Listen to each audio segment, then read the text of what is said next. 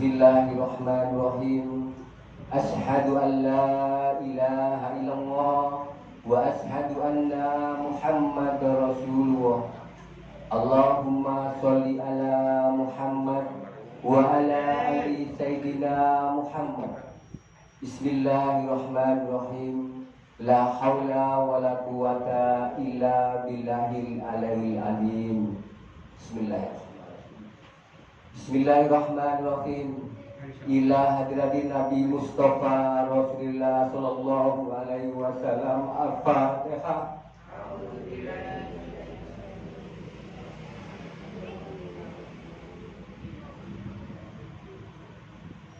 Bismillahirrahmanirrahim.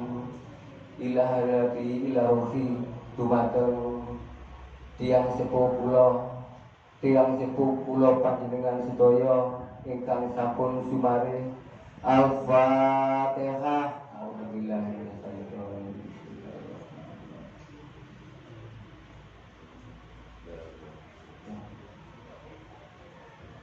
Bismillahirrahmanirrahim. Illa hadirati dumateng para nabiin, para sidikin, para syuhada, para sholihin. Al-Fatihah.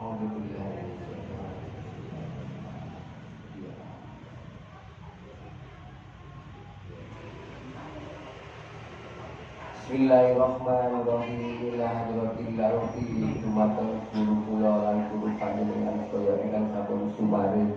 Al-Fatihah. Ya Allah ya Bismillahirrahmanirrahim. Ila hadratil ilahi dumateng para pejuang penggerak musola Nurul Jannah, Aba Edi, Aba Ajis, uga jamaah Nurul Jannah ingkang sampun sumare. Al-Fatihah. Alhamdulillahi minasyaitonir rajim.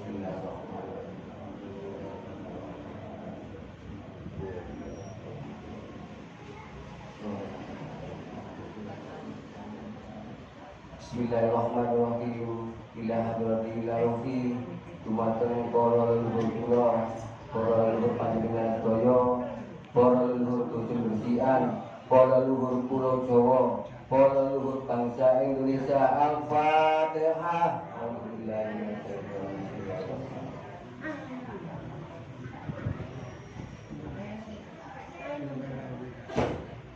Bismillahirrahmanirrahim. Allahumma sholli wa sallim ala sayyidina Muhammadin libasin tasbih sayyidul sayyid wa ala alihi. Bismillahirrahmanirrahim. Allahumma sholli ala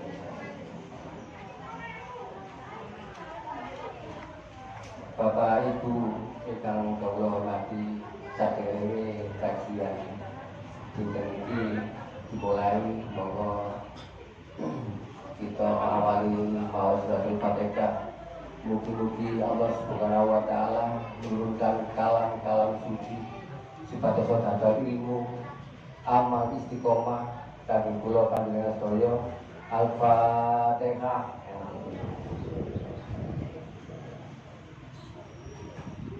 Bismillahirrahmanirrahim. Bapak Ibu ingkang kula hormati, mungkin kajian kula sonten iki agak sedikit berbeda dengan kajian umum yang seperti yang sering kita dengar. Karena apa? Di dalam budaya keilmuan Islam niki coba dieling-eling, mungkin niki rada asing teng ngene napa telinga apa pendengaran kula panjenengan sedaya. Di dalam budaya keilmuan Islam itu enten tatanan utawi makom kan sampurna ilmu. Napa niku? Kaping setunggal syariat, kaping kalih torekot, kaping telu hakikat, lan kaping papat marifat. Nek disingkat niku menjadi syariat utawa hakikat. Karena syariat itu pun berbujuan kali torekot, hakikat itu nggih berbujuan kali marifat. Itu pun kandungan. Secara umum syariat itu disebut ibadah dohir, napa ibadah jasadiah. Namun secara hakikat niku batin ini harus bisa menguasai daripada ibadah jasad atau ibadah syariat. Jadi kedua-duanya antara ibadah syariat kali ibadah hakikat ini kudu gandeng. Tapi mungkin selama ini kita hanya melaksanakan ibadah jasadiah ataupun ibadah syariat. Tapi untuk hakikat mungkin sebagian orang yang paham atau hanya sebagian orang yang mengerti. Betul apa? Tapi setidaknya di dalam memahami agama niki dituntut untuk kasampurnaan, dituntut kudu sampurna supaya apa ben matine awak dhewe iki mulia kan ngoten, mulia di sisi Allah Subhanahu wa taala. Lagi ngeten Bapak Ibu panjenengan sedaya tentunya sudah sangat akrab dan kenal dengan Gus Dur kan ngoten. Gus Dur ini sudah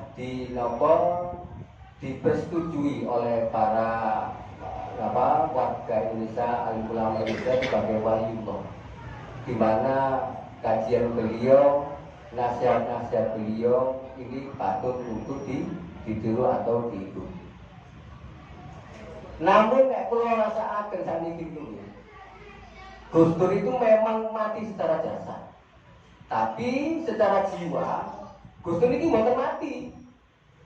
Terus pun di ayat ini, dan surat Al-Imran, mereka yang hidup di jalan Allah, mereka tidaklah mati melainkan hidup.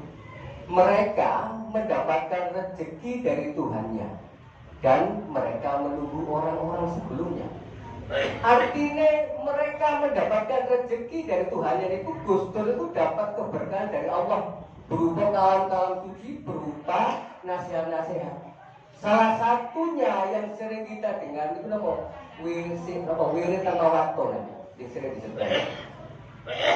Nah niku kula nek bendina ngrungokno niku kudu nangis asline. Kudu nangis sing pertama niku ndelok maknane. Sing kedua kudu nangis iku mergo sakniki Gus Dur niku garuk-garuk. Lho apa kok garuk-garuk? Iyalah arek-arek iku lho. Sing tanpa waktu kudu digawe jam tok, gak dimaknani. Mek digawe tetenger, nek iki jange asar, iki jange maghrib utawa jange isya. Mek digawe tetenger, ora dimaknani. Iki sing gare Gus Dur iki garuk-garuk ten alam mriku iki. Gus Dur sakniki niku tasih onten Bu secara jiwa. Kalau jasadnya nggak wonten, mereka itu tetap hidup. Siapapun dari mulai zaman Kanjeng Nabi sampai saat ini, orang-orang yang mati itu mati jasadnya, tapi secara jiwa mereka tetap hidup. Tergantung daripada perlakuan atau perbuatan mereka di dunia. Apakah mati secara mulia atau mati secara hina? Nah, ini nanti yang menentukan di alam barzakh. Jadi menurut daripada amal perbuatan masing-masing. Nah, ugi ngoten Gus Dur. Gus Dur niki ninggalaken wasiat berupa pujian-pujian sing sering kita dengar. Namun jarang sekali yang kok manai. Jarang sekali sing iso mau manai kemudian dijadikan perilaku dalam kehidupan sehari-hari. Niki mubadir, niki ilmu sing jeruk. Nek jenengan kula pahami dari mulai pertama sampai akhir apa sing disampaikan Gus Dur niki luar biasa kali lakune kula panjenengan sedaya. Soale ngeten. Gus Dur kan sing paling cetha niku kan ngeten. Ojo mung syariat bloko. Isone mung ndonga, nulis lan maca. Sesuk bakalan sengsara. Lho niki tenan Bu. Niki mboten guyon Gus Dur niki. Soalnya beliau itu waliullah. Perkataannya itu sudah tembus ke langit. Dikala Gus Dur mengucap begitu, itu memang terjadi seperti itu. Dikala ibadah kita hanya sebatas syariat, iso ning donga, apa dongeng, nulis lan maca sesuk bakalan sengsara. Soale syariat niku ibadah kulit. Lah isine terpundi? Isine niku wonten ten ibadah hakikat. Dadi intine kudu karo-karo dilakoni. Syariate yo dilakoni, hakikate yo dilakoni. Ojo mung sese. Contoh ngeten. Jenengan sakniki nglaksanaken puasa. Secara syariat, secara ibadah jasad, jenengan niku kok nglakoni napa? Ora mangan lan ngombe dalam waktu tertentu. Nah niki ibadah jasad sing tergolong dalam ibadah syariat. Tetapi ada ibadah secara hakikat. Napa ibadah hakikat poso? Hakikat poso niku mengendalikan hawa nafsu. Dan ini sing penting.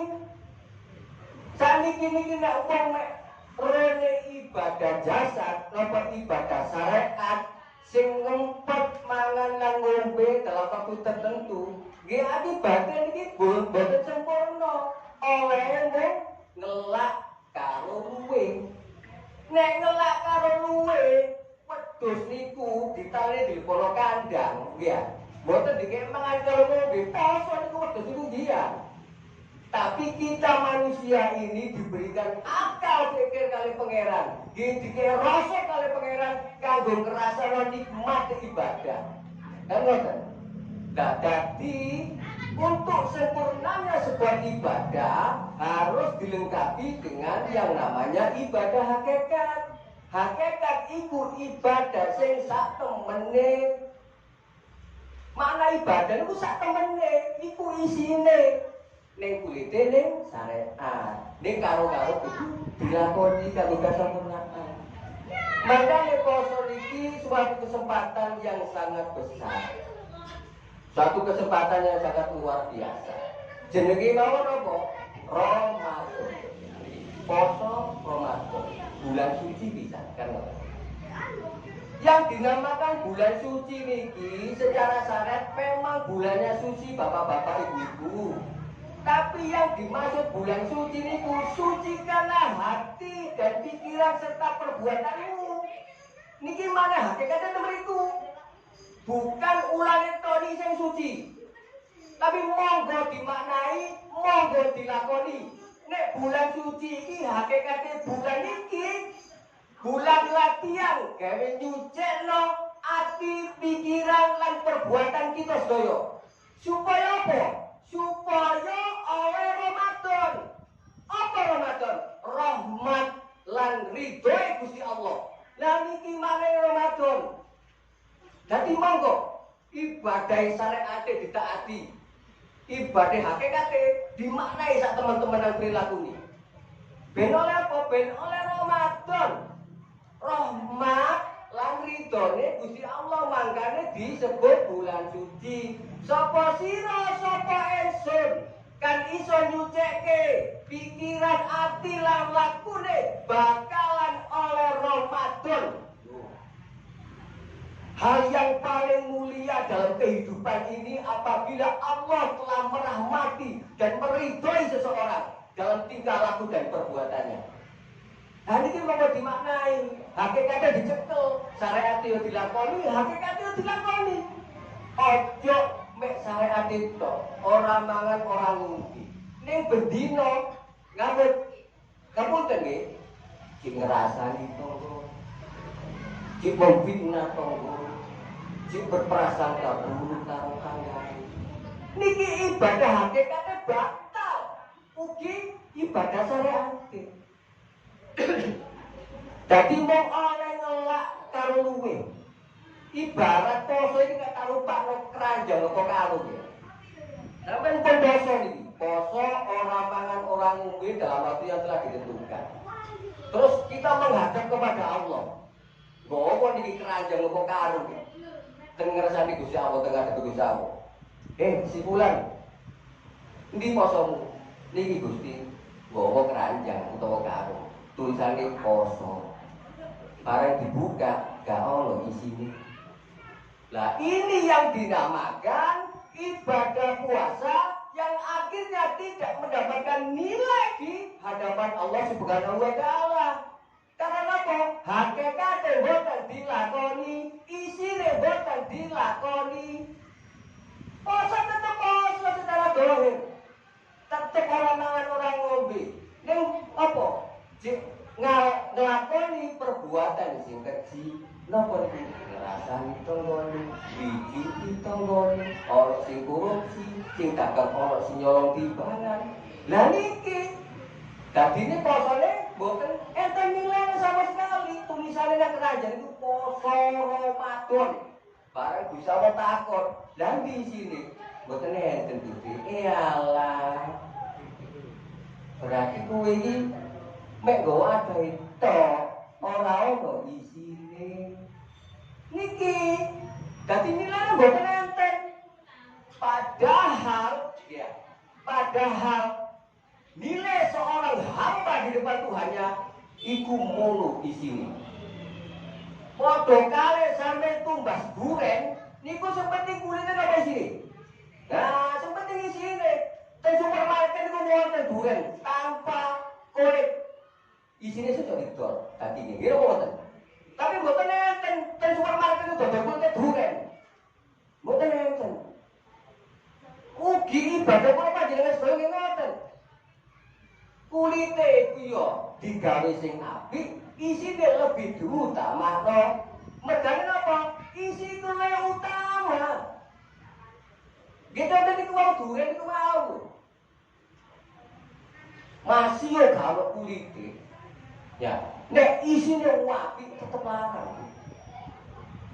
Tapi kalau kulitnya masuk wapi, apa bungkusin kare plastik sing wapi, wadon sing wapi, nek kulitnya duren iku ora payu. Jadi saran dugi kula monggo, kesempatan bulan suci sing sae niki ayo dilakoni kanthi temen. Syariate dilakoni, hakikate dilakoni supaya sempurna kita di hadapan Allah hingga hakikat poso awak dhewe iki oleh kamulyaan Gusti Allah rupanya apa? Ramadan. Rahmat lan keridhoane Allah Subhanahu wa taala. Ngoten. Abot enjing ngetokno tauhid. Abot enjing ngetokno hakikat. Enjing ngono ku yo ora ono urip sing gampang. Tapi ini awak dhewe iki gelem nyegek marang Gusti Allah, bisa wae diberi kemudahan. Cuma yang bikin nangis yang lopos, sing kaping kali itu nopo? Gusto ini dikatakan jam. Jadi cuma gawe pangeling-eling, iki rek jange subuh ta jange asar, apa jange maghrib. Gusto ini kan mriko karo ganyo apa hari. Aku dikatakan jam. Padahal apa sing tak sampene kalam-kalam suci, apa sing tak sampene iki nasihat-nasihat teko langit, teko para malaikat iki. Ora sembarangan. Monggo. Nah, setelah kita mendengarkan sedikit informasi ini, pilih mangke nopo besok awak dhewe iki kepireng gustur lagi. Betul iki tanpa waton mung dimaknai kanthi dawa. Soal itu menyangkut lakune kula panjenengan sedaya supados mulia di hadapan Allah.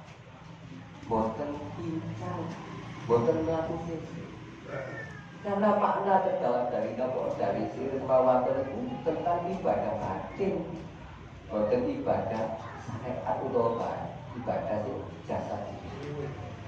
Wong jasa iki nek pun mati ku ajur. Rogo iki pun mati ku boten rupa.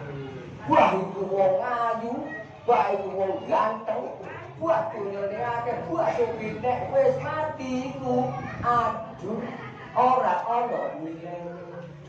Nek sing ana nilai iku amal perbuatane.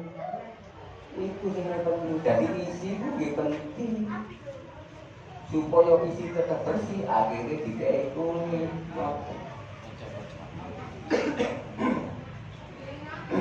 Lah bahas tentang syariat kali hakikat.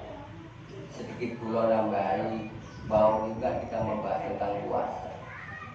Saat ini kula nambahi kedhi tentang hakikat daripada salat.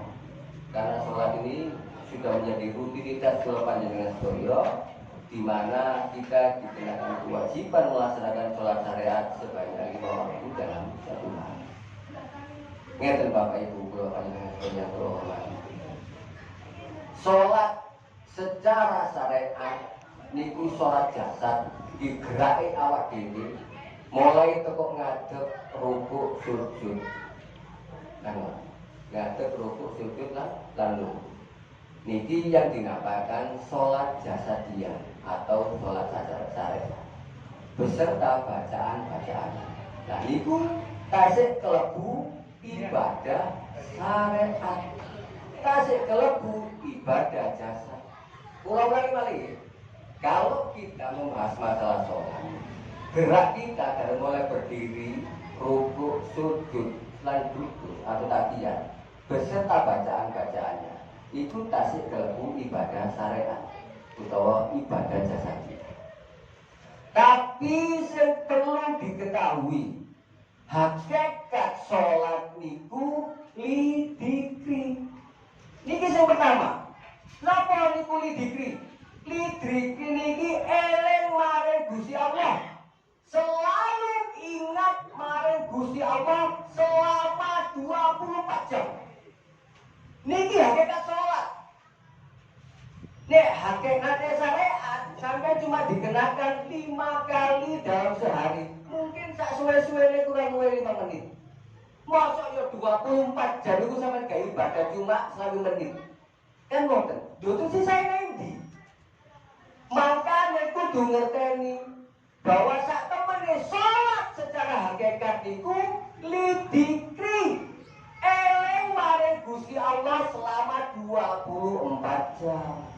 Itu apa eling? Nah niki napa disebut eling? Ngeten Bapak Ibu. Dulu sebelum kita ini terlahir di alam dunia. Ulang ini. Sebelum kita terlahir di alam dunia, waktu kita masih ada di dalam rahim ibu, waktu ruh ini ditiupkan oleh Allah, disertakan dengan sang jiwa. Lah jiwa niki ketemu kali Gusti Allah. Jenengan kali kula iki ketemu kali Gusti Allah. Ditakoni kali Gusti Allah. Kulu balasahina alas tukiro itu. Hei jiwa-jiwa, sopo Tuhan. Loh terus apa diri ini jawab, Engkaulah Tuhanku ya Allah. Lah niku biyen awak dhewe niki pun ketemu kali Gusti Allah ten alam ruh, ten alam rahim ibu awak dhewe. Setelah awak dhewe iki dikeluarkan dari rahim ibu dan hidup di alam dunia, akhirnya awak dhewe iki lali Bu. Sebab apa? Kena tipu daya dunia. Kena tipu daya gemerlape dunia sing kaya ngene iki. Mangkane awak dhewe iki dikongkon eling karo Gusti Allah, mergane dulu kita pernah bertemu dengan Allah di alam rahim ibu, yaitu di alam ruh. Awak dhewe wis janji, wis ngakoni, kulu balasaina alas tukiro itu. Wahai jiwa-jiwa, katakanlah akulah Tuhan, dia engkau lakukan. Makanya terus ditekno sholat iki supaya sampean eling karo Gusti Allah ben ora lali dengan perjumpaan kita dengan Allah di saat kita waktu di alam ruh. Soalnya apa? Dunia ini luar biasa bukti budaya. Dunia ini kita memang benar adanya diciptakan seperti ini oleh Allah. Hanya untuk apa? Untuk menguji keimanan dan ketakwaan kita. Agar jiwa-jiwa kita ini kuat untuk kembali menghadap kepada Allah. Makanya ojo sampai lali terus dikir mari Gusti Allah. Wis sak mampu-mampune sampean ora-ora tetep eling karo Gusti Allah. Sampean nyopir atine tetep eling karo Gusti Allah. Nopo kegiatan nopo mawon jasad niki bergerak tetep eling karo Gusti Allah selama 24 jam. Meskipun sampean iki jange bubuk tetep eling karo Gusti Allah. Insya Allah kegone ngene turu. Karena ada ayat di dalam Al-Quran dan burung-burung pun bertasbih dengan mengepakkan sayapnya. Artinya apa? Setiap pergerakan burung ini, setiap dia mengepakkan sayapnya, ini diperumpamakan pergerakan manusia. Dimanapun manusia bergerak, dimanapun manusia berusaha, tetap bertasbih kepada Allah. Artinya apa? Dikri maring Allah, tetap eleng maring Gusti Allah. Nah niki hakikat sholat sing pertama, kudu tetap eleng maring Gusti Allah. Hakikat sholat sing kaping kalih, nah niki menyangkut fiil. Nah fiil niki artinya perbuatan atau af'al kan ngoten. Hakikat sholat kaping kalih gini ku napa? Mencegah perbuatan keji lan mungkar. Keji niku napa? Lah keji niki lah hubungan manusia dengan manusia. Hablu minanas. Lah mungkar enten pundi? Mungkar niki hablu minallah. Artine napa? Perbuatan kita harus bisa menghilangkan perbuatan keji dan mungkar. Nek babagan keji ojo sampai ngelarani tonggone, ojo sampai gawe loro ati koncone, ojo sampai bijui, ojo sampai salah paham, ojo sampai salah prasangka. Perbuatan opo mawon sing ngrugeno tiyang litu niku jenenge keji. Kula ulangi malih, hakikat salat kaping kalih niku menghindarkan diri dari perbuatan keji lan mungkar.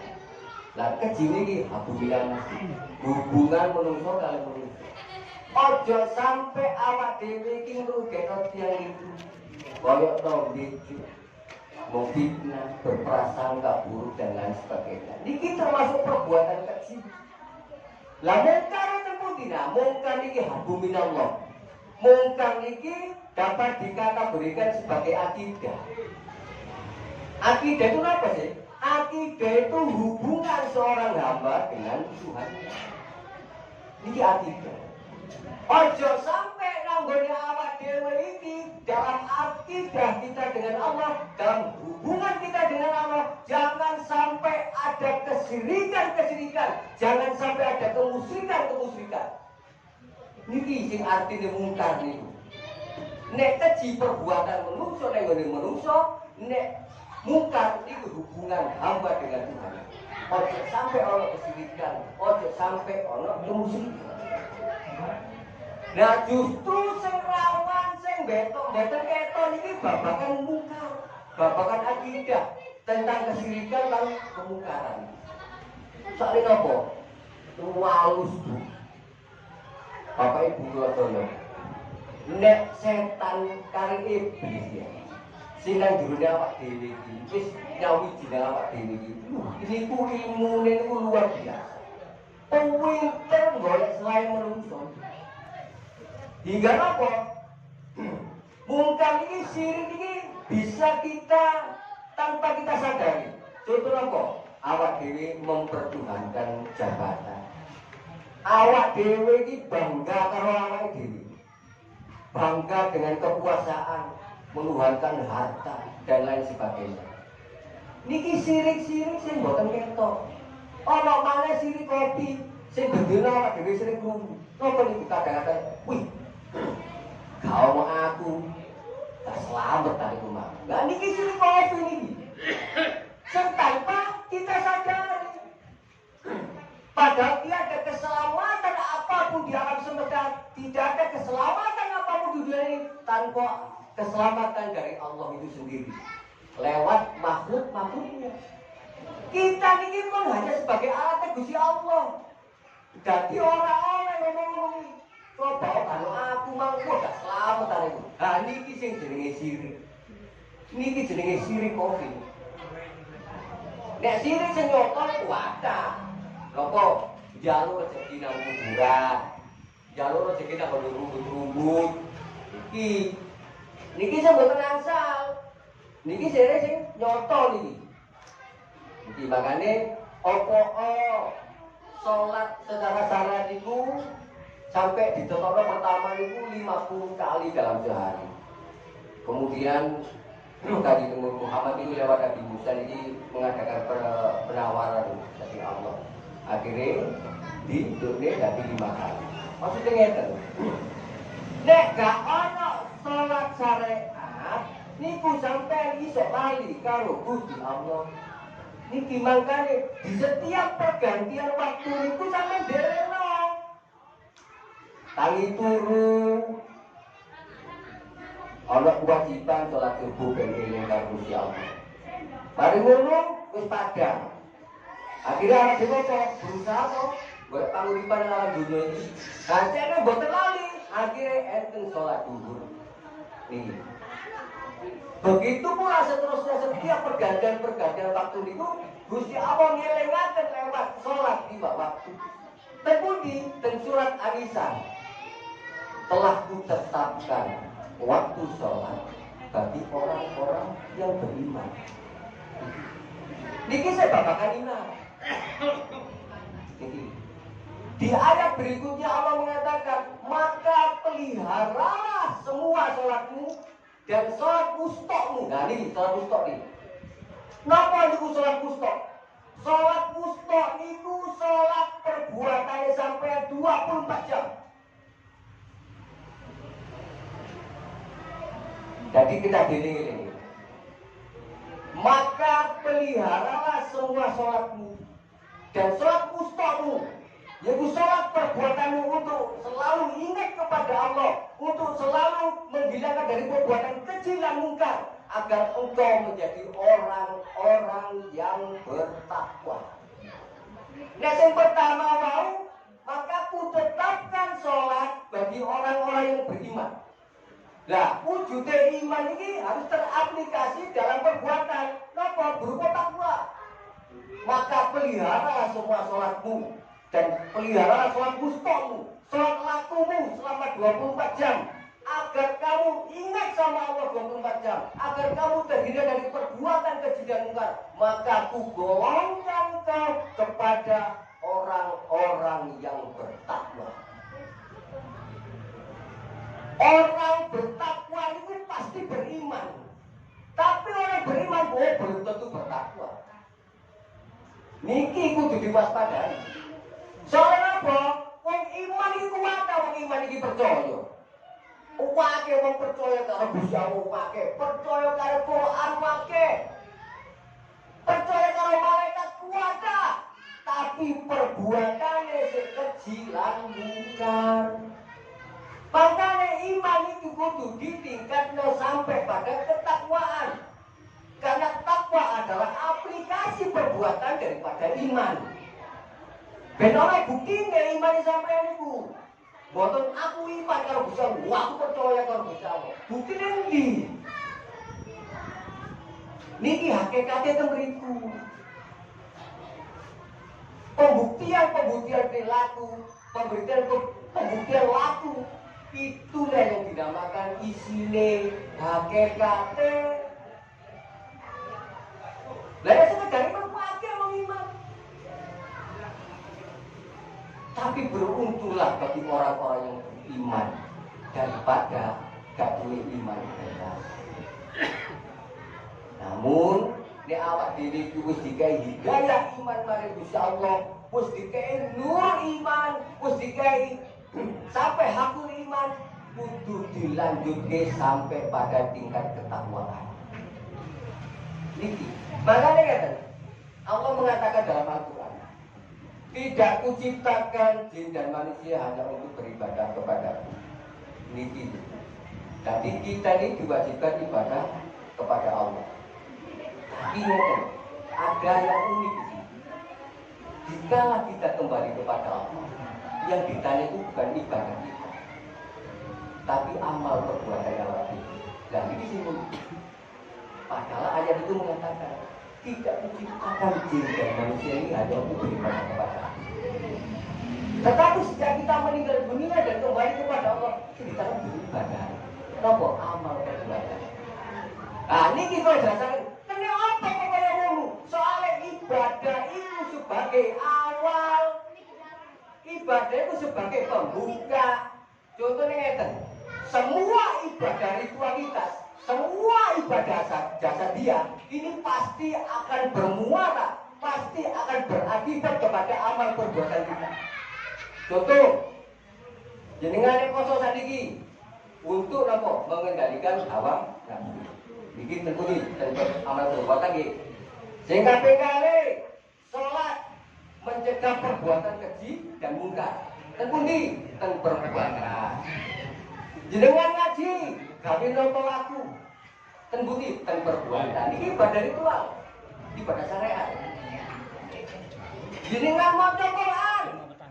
Ben ngerti furqane, ben iso bedakne antara sing apik dan sing elek di Quran. Ujung-ujungnya ning perbuatan. Itu. Jenengan ibadah haji. Gawe ngapa di dosa-dosa ning kono. Ben bare teko kono dadi wong sing welas asih, ora sombong, ora menangi dhewe. Kuwi ning perbuatan. Jadi ibadah syariat, ibadah ritualitas adalah sangat penting karena niku sebagai awal untuk membentuk amal perbuatan ini panjenengan sedaya. Makanya diarani wajib. Ning meneh-meneh ditakoni kalau bisa amal perbuatan ini hasil daripada ibadah kula panjenengan sedaya. Contoh ngeten, lo tak taburakan gampang ya, benar enak. Enten lari alit. Nek alit sakniki niku diwajibno sekolah ya. Padha karo wong ibadah. Diwajibno kok ibadah salat diwajibno. Tujuannya apa sih arek cilik-cilik iki diwajibno sekolah? Ben pinter. Kan ngoten. Kula panjenengan sedaya kena kewajiban ibadah apa? Ben perbuatane apik. Ini itu mriku. Meneh-meneh arek iku nek wis lulus sekolah, gak mungkin ditakoni kon sekolah dile. Kon bujang itu dadah mulu. Ora. Sing ditakoni ku nilainya kepinterane sing ditakoni iki. Niku hakikate ten mriku. Begitu pula ibadah ritualitas kita ini, ibadah dasar ini sing penting sing ditakoni ku hasil daripada ibadah kita berupa amal perbuatan, perilaku kita di dalam bermasyarakat. Ini makanya kadar iman seseorang itu bukan dilihat dari dawane, boten didelok teko putine klambine, boten kadar iman seseorang itu bisa dilihat dari pada mereka memperlakukan orang lain dan lingkungannya. Niku wong sing iman. Lho kok iso kaya ngono? Kok gak mampu buat bomba.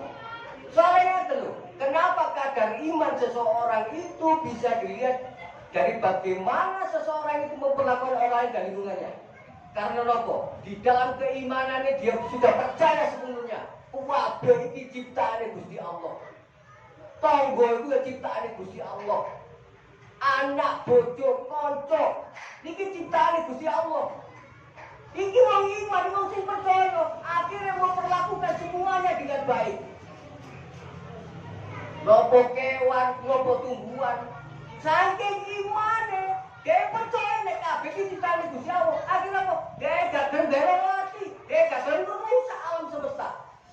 Makanya kadar iman seseorang itu bisa dilihat dengan bagaimana dia memperlakukan orang lain dan lingkungannya. Niku wong iman. Dadi mboten teko apike klambine, teko putine boten. Iku wong jasad. Sing penting itu amal perbuatan. Nanti ngeten kula awali malih monggo ibadah niki disempurnakaken syariat yo ditaati yo dilakoni hakikate luwih dimaknai sebagai laku di awak dhewe sebagai perbuatan awak dhewe untuk kembali kepada Allah. Ngeten Bapak Ibu. Nek enten tiyang tani. Apa sih tujuan ini? Misalnya ya niki, Misalnya kalau saat ini tahu di pulau panjenengan sedaya niku tak ngerti. Kita termasuk pulau nama diri itu. Tujuanmu itu apa? Mesti jawabannya mau wajib. Ono sing kepingin suki, ono sing kepingin motor, ono sing kepingin apa? Bahagia dunia akhirat. Macam-macam jawabannya. Padahal jawabannya itu wamblang. Mungkin setiap hari apa dewi keseluruh. Cuma karena egonya apa dewi. Ini kadang-kadang jawabannya gak sok jujur dalam hati apa dewi. Kenapa itu jawabannya? Innalillahi wa inna ilaihi raji'un. Ini ku jawabannya. Artinya apa? Kuwabe sapa Allah dan semua akan kembali kepada Allah. Gini ku tujuan kau dengan sedaya. Tujuannya itu yang Allah toh. Masalah sopo, masalah berapa itu Allah sing ngatur. Sing penting sampai yang nopo ngarahne langkah urip iki menuju marang Allah Taala. Niku paling penting. Niki tauhid. Jadi ibadah nopo mawon sing sampeyan lakoni niku diniatno hanya karena Allah Taala. Boten asal niat liyane. Napa kok ngeten iki? Jenengan bendina pun janji lho. Setiap sampeyan kula panjenengan sedaya niki salat ngadhep Gusti Allah, sampeyan pun janji dhewe karo Gusti Allah. Inna sholati wa nusuki wa mahyaya wa mamati lillahi rabbil alamin. Sak temene salatku, sak temene ibadahku, sak temene urip lan matiku kanggo Allah Taala tok, ora liyane. Nginjur saya membawa keren ya kata masalah tauhid. Kudu dikenceng loh. Soalnya saat ini kata yang ibadah itu berbatas. Niki punya tauhid ini. Memang ada sesuai dengan janji Allah. Pahala itu akan turun setiap siapapun yang melakukan kebaikan. Pasti dibalas kebaikan oleh Allah. Itu berupa pahala. Tapi jangan sandarkan ibadahmu. Ibadah apapun bentuknya hanya untuk beruber titik-titik ini. Niki buyar tau kita niki. Karena apa? Sahadatnya sampai niku dikencengi. Asyhadu an la ilaha illallah wa asyhadu anna Muhammadar Rasulullah. Aku bersaksi ora ana pangeran kejaba Gusti Allah. Tidak ada Tuhan kecuali Gusti Allah. Jadi sing pantes lan sing wajib dituhan pun Allah, dudu liyane. Niki nomor 1. Nomor 2, dan surat Al-Fatihah. Napa? Jenengan mau iya kana butuh wa iya kana stain. Hanya Allah tempat aku menyembah dan memohon pertolongan. Allah tok. Niki. Terus apa? Dan surat Al-Ikhlas. Allahu Shamad. Hanya Allah tempat aku bersandar. Lagi gimana?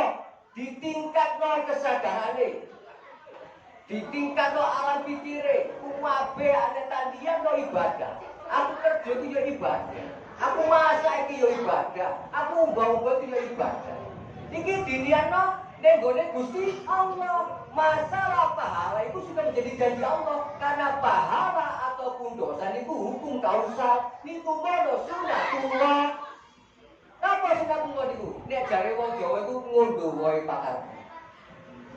Nek kowe laku apik bakalan dibalas apik. Nek kowe laku elek bakalan dibalas elek. Tanpa sampai ku berober iku wis teko dhewe. Berhubung niku sunatullah sudah menjadi janji Allah. Nek ibadah wis ora usah dipikir. Jadi apa? Alam pikir awak dhewe nek wis dia ibadah, misalnya sholat, misalnya poso, misalnya ibadah atau pemawon ditujukan hanya untuk Allah Taala. Boten angsal liyane. Nah niki sampeyan niku mangke maka Allah akan tersenyum. Niki ibarat wong tua itu ngeten. Wong tua itu gak anak loro. Ya, umpama niku wong tua iki anak loro. Si tua itu nek dikongkon njaluk buruan. Dikongkon nang pasar njaluk buruan. Dikongkon tuku apa-apa njaluk buruan. Nah si tua niki nek dikongkon gak tahu njaluk buruan. Masih hujan yo berangkat.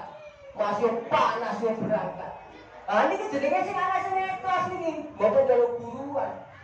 Maka rasa cinta orang tua, rasa cinta, rasa mahabbah orang tua pasti terpilih dari anak-anak yang tanpa pamrih. Yang dia tahu hanya tawadhu nama orang tua, yang dia tahu hanya tawadhu marang pangeran. Nek wong tua iku wis seneng karo anak opo sing gak dikeno. Pangeran ki ngoten. Nek sampean ikhlas ibadah nopo mawon karo Gusti Allah, nopo mawon bakal seringan dimulyakaken. Tapi nek jenengan iki ngapunten, nek ibadah njaluk buruan, iki jadi tanda tanya. Sing jenenge wong ikhlas iku taat nek dikongkon apa-apa, diperintah apa-apa, ora njaluk buruan. Niki jenenge wong ikhlas. Nek sampe ana wong ngomong ikhlas, wis ikhlas apa bakalan ngene, iku gak ikhlas oleh si arep-arep. Niki permainan kata yang perlu diwaspadai.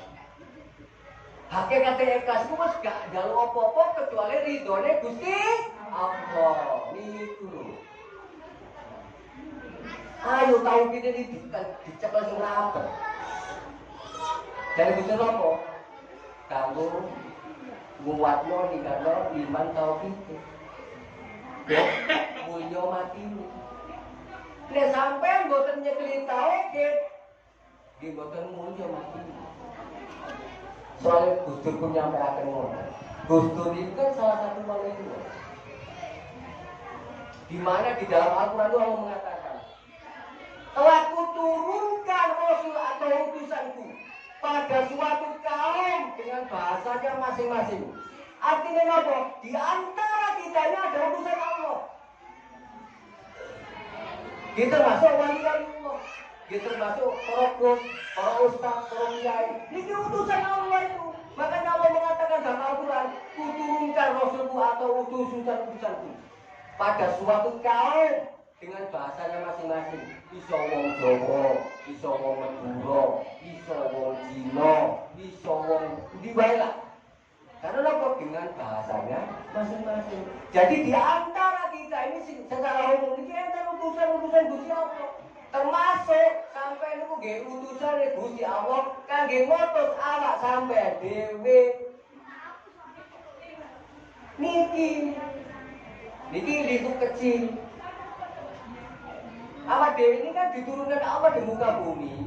Hanya untuk apa? Yang pertama bisa memimpin awak dewi. Nah ini utusan ini. Tapi kalau Rasulullah ini beda, ini maksudnya paling puncak seluruh umat manusia di muka bumi. Ini awak dewi itu memiliki ini ada skup-skup kecil.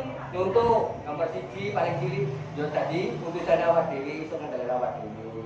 Dia wis roto gede wis kawin tadi bimbing keluarga. Ditinggal kemana? Tadi lurah, tadi camat, itu nggak utusan. Makanya wong ngembang jabatan itu ngembang amanah sing abon. Orang kena gawe duwina. Nek wong paham itu pasti hati-hati punya ngomong mawon, boten gegabah. Niku. Soalnya kok sadar awak dhewe diutusan. Kongkolan nek Gusti Allah kanggo njaga alam semesta. Ya awak dhewe dikon njaga awake, dikon njaga keluargane, dikon njaga kampung. Niku. Maka kuturunkan Rasul atau utusan-utusan itu dalam suatu kaum dengan bahasanya masing-masing. Jadi setiap lingkungan di melalui kemauan dengan kelanjutan. Nomor yang sampai ada itu membawa sebuah keberkahan, menjadikan ilmu tentang manfaat, menjadi ilmu amal istiqomah. Kata-kata Rasulullah ini sakit. Inna lillahi wa inna ilaihi raji'un dalam kata Bismillah. Amin amin ya rabbal alamin. Bismillahirrahmanirrahim. Allahumma firli wa liwalidayya wa liman Allahumma firli wa liwalidayya ya Allah, dengan ngampuni yang semakin besar dan amin. Perlakukan mereka dengan bangsa yang lain seperti mereka memperlakukan kami sejak kecil. Ampuni dosa-dosa mereka. Maafkan segala kesalahan mereka. Terima ibadah mereka. Sebelah tetap yang ada di sini. Rabbi firi warhamni wajibuni warfani warfini wahdini wa'afani. Rabbana atina fid dunya hasanah wa fil akhirati hasanah wa qina adzabannar. Alhamdulillahirabbil alamin.